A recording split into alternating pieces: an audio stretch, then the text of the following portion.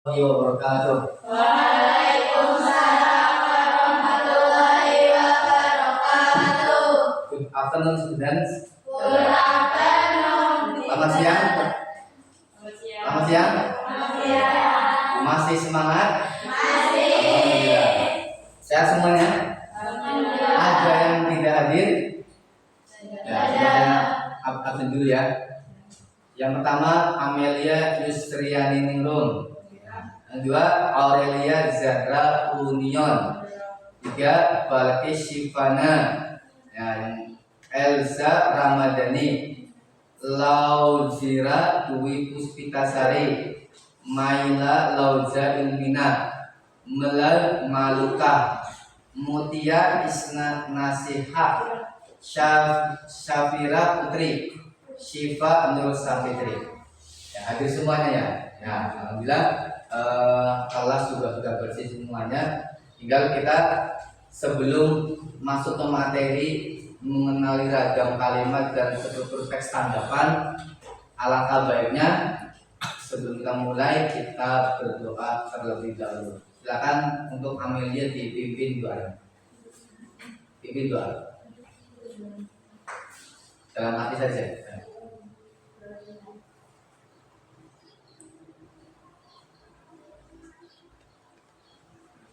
Ya, doa selesai.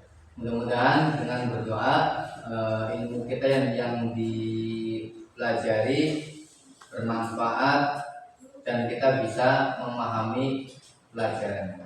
Ya, kita masuk ke mengenali ragam kalimat dan struktur tanggapan. Teks tanggapan itu berisi ide, gagasan, atau pikiran tentang sesuatu. Teks tanggapan terdiri dari kalimat-kalimat tersusun atas strukturnya. Yang pertama, ada ragam kalimat teks tanggapan. Teks tanggapan itu menyajikan tentang hal hasil ulasan atas teks yang telah dibaca. Saya ulangi lagi, teks tanggapan. Kalau kalian membaca teks tanggapan, ya, itu hasilnya yang telah dibaca. Jadi teks tanggapan itu kamu udah membaca, nanti ada yang menanggapi yang kalian baca. Oh, ini bacaannya mungkin kurang lancar. Oh, ini ada titik komanya yang tidak sesuai. Harusnya ketika ada titik kita berhenti, tapi kita labas terus. Nah, itu namanya teks tanggapan. Teks tanggapan dapat dibedakan menjadi tiga jenis sesuai dengan isinya. Setiap jenis teks tanggapan menggunakan ragam kalimat yang berbeda sesuai dengan isi yang disampaikan. Berikut jenis teks tanggapan. Yang pertama, ada tanggapan yang menguatkan atau menyetujui pendapat penulis. Kalimat yang digunakan yaitu kalimat persetujuan yang menunjukkan rasa setuju terhadap pendapat yang disampaikan orang lain. Yang kedua, tanggapan yang menolak pendapat penulis. Apa maksudnya ini? Kalimat yang digunakan yaitu kalimat penolakan dengan gaya bahasa yang halus. Jadi, saya menolak tidak, tapi dengan bahasa yang halus. Ya, ada bahasanya kiasan misalkan. Seperti contoh misalkan wajahmu seperti rembulan, matamu seperti bola pingpong. Ada kan begitu? Itu maksudnya wajahmu seperti rembulan itu adalah cantik, elok, indah, ya, dan sebagainya. Kemudian matamu seperti bola pingpong, itu kiasan. Jadi kalau kalian mau kritik tanggapan itu dengan bahasa yang halus, umumnya ditandai dengan konjungsi akan tetapi. Dan biasanya ada namanya konjungsi yaitu akan tetapi. Oh, akan tetapi ini dan sebagainya. Itu teks tanggapan yang ada penolakan penulis. Yang saya tanggapan yang memberikan saran kepada penulis.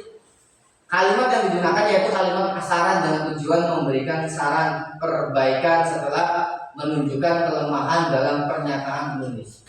Nah, jadi kalian menyanggah tapi harus ada tujuan memberikan saran. Jangan bilang, oh ini nggak baik, tapi nggak ada sarannya. Harus ada sarannya. Yang kedua, ada struktur teks tanggapan. Teks tanggapan digunakan untuk meringkas, menganalisis, dan menanggapi suatu teks seperti teks sastra, artikel, berita, ataupun karya seni pertunjukan. Di dalam teks tanggapan terdapat pula penilaian berupa kritik dan pujian. Nah, kalian udah belajar ini. Tujuannya apa? Tujuan dari teks tanggapan adalah untuk memberikan penilaian tentang kelebihan dan kekurangan dari sebuah karya yang juga disertai dengan saran. Jadi ada kritik ya, ada kritik, kalian boleh mengkritik tapi harus ada tujuannya. Jangan mengkritik tapi tidak ada tujuannya. Harus ada perbaikan. Ya biar mengkritik boleh tapi harus ada perbaikan. Jangan mengkritik yang tidak membangun. Kemudian penilaian yang dilakukan haruslah objektif, sopan, logis, dan jelas. Teks tanggapan memiliki 3 fitur. Ini 3 fitur. Yang pertama ada konteks, yang B deskripsi, yang C penilaian. Nah, itu salah satu daripada mengenali ragam kalimat dan struktur teks tanggapan. Jadi kalau kita membaca teks, mesti kita ada tanggapan nih. Kayaknya ini teksnya kurang bagus atau kurang selaras atau kurang baik, maka kalian boleh dikritik tapi harus membangun. Nah, dari sini bisa dipahami? Ya, kalau memang bisa dipahami, nanti ada tugas kelompok ya, yaitu coba kita di halaman 30 itu ada tugas kerjakan tugas berikut, bacalah teks tanggapan berikut dengan seksama. Kemudian jawablah pertanyaan-pertanyaan yang menyertainya. Itu adalah resensi novel Laskar Pelangi. Tahu novel Laskar Pelangi? Nah, di situ juga Laskar Pelangi, penulisnya Andrea Hirata, kemudian halaman 529, penerbit Bintang Pustaka, tahun terbit 2008. Di situ nanti soalnya adalah identifikasikanlah struktur teks tanggapan tersebut. Paham? Idenya berarti kalian dicari salahnya di mana, betul di mana. Yang kedua, tentukan ragam kalimat yang digunakan dalam teks tanggapan tersebut. Ragamnya, apakah teks itu berbentuk konteks, deskripsi ataupun penilaian. Yang ketiga, tuliskan kelebihan dan kekurangan karya berdasarkan teks tanggapan tersebut. Jadi kalian harus menulis nih, novel ini kelebihannya apa dan novel ini kekurangannya apa. Nah, dari itu saja nanti tugas untuk minggu depan akan dikerjakan, nanti kita dibahas bareng.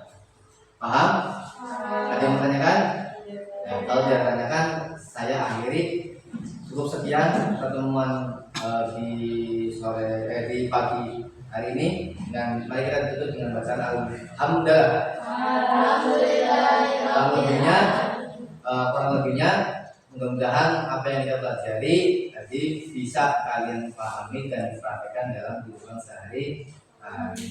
Saya akhiri. Assalamualaikum warahmatullahi wabarakatuh.